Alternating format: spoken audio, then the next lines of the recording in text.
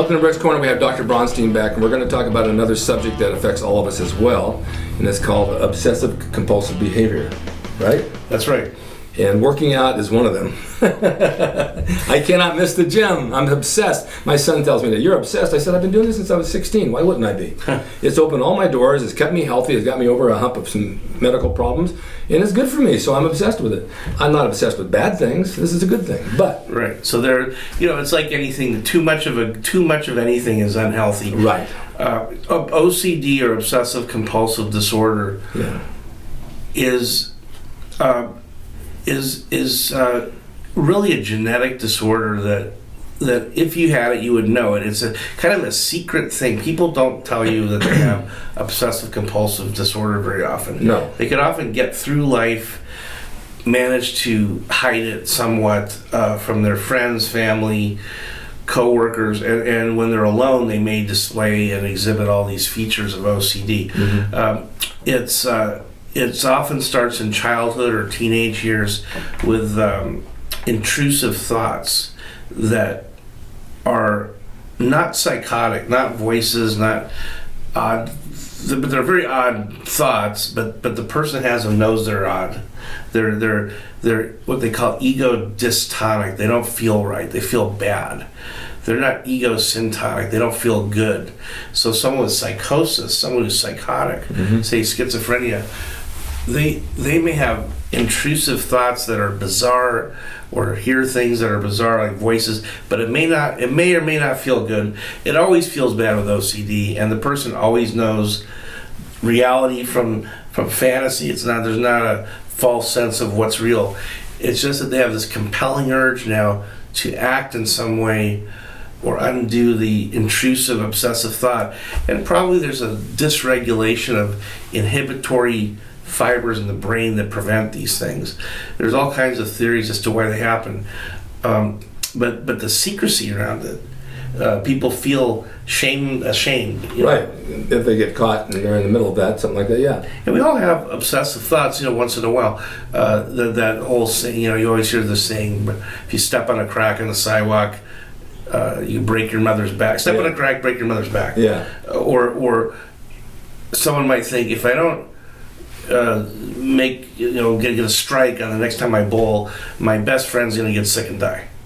And they know it's not true, but then they have this anxiety surrounding that, and they start thinking. I have a funny story for you, for all of you. I used to work out at a gym in Bakersfield. It was on the second level, and the owner of the gym was a fun guy. He was an ex-cop, and he says, I got to make a bet with you on something. There was a guy named Armin. He owned a jewelry store. He says, watch this guy. He's going to walk around the corner. He's going to walk down the street. Before he gets to the alley, he's going to pick his nose like this, put it on the telephone pole, hit his pant leg, and cross the sidewalk. And sure enough, he did it every time. We used to bet money on it, but that was an obsessive thing, a compulsive behavior.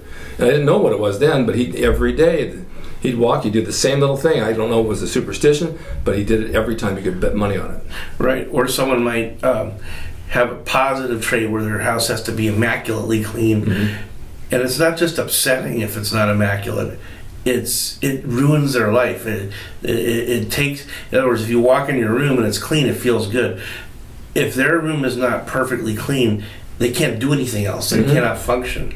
They can't go out that night. They can't have a normal relationship with someone. It interferes with the ability to function. And people will check the stove 100 times to make sure it's off, check a refrigerator 100 times in a row to make sure it's closed. They'll even leave the house and come back to make sure they did it. Yes, that's common. And so it's a very common illness. It's very easily treated. How? Well, you can treat it with behavioral therapy and psychotherapy, but that takes a while. The easiest way is with medication for that particular illness. It's really a neurological illness like Parkinson's disease. It has a specific treatment, and the selective serotonin reuptake inhibitors, Prozac, Lexapro, Celexa, those drugs, Effexor, Cymbalta, they all treat OCD. There are other drugs that work as well. So those of you out there that have that condition, and I know there are quite a few, if it's very mild, you do psychotherapy. There are books on how to treat it, how to extinguish these thoughts, and different techniques that work. But also know that there's hope. That it's 100% treatable. In fact, when I see someone with obsessive compulsive disorder, they usually assume there's no treatment. They usually think there's nothing they can do to get better. Yeah. Their life's just screwed. They're ruined. And it's not true at all. There's nothing farther from the truth. I breathe a sigh of relief when I see someone like that, because I know it's almost impossible not to help them. Well, it's funny because I can relate this to working out, so my viewers out there, you go to the gym and you just say you do 3 exercises and it's like 4 sets, so you got 12 sets. But you go in that gym one day and you only do 10 sets and you leave the gym and say, oh my God, I forgot the 2 sets, I got to go back and finish 2 sets. And I've done that, and I thought, well, I'll do 20 sets, and I'll think, oh no, it's not going to work unless I do all those sets, it's not going to work. And in my mind, I think I'm really missing out on something. Well, then when I got sick and I went back to the gym and I started working out, I dropped everything down to 8 sets, not near what I used to do, and I ended up making better progress. So in my mind, I thought, you know what? I worried about nothing. This is all working fine the way it is. Why was I worried about the extra 2 sets? Right. So now I don't. And so, yeah, there's in a way there may be more rationality to that because of what you have done for a living. Yeah. But the other thing is these disorders often coexist with others, like attention deficit disorder, ADD, ADHD.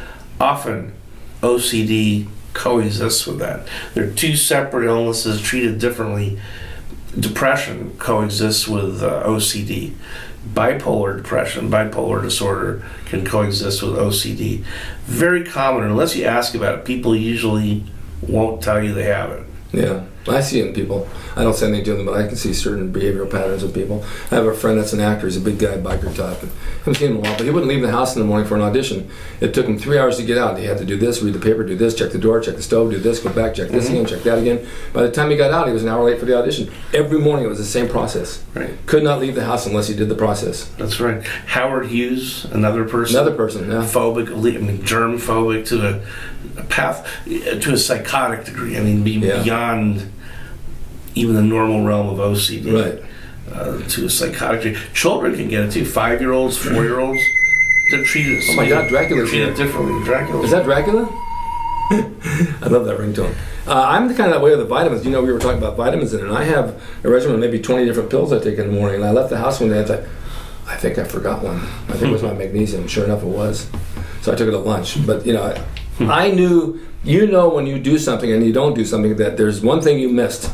And do I go back and do it, or I let it go for later? And I used to go back, and now I just let it go.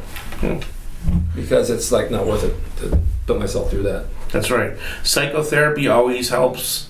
It may not cure the disorder, but it always alleviates anxiety, stress reduction. Yeah. Exercise. Yeah, exactly. Oh yeah, for sure. No question about it. Helps you tremendously. Always helps. Well, thank you so much.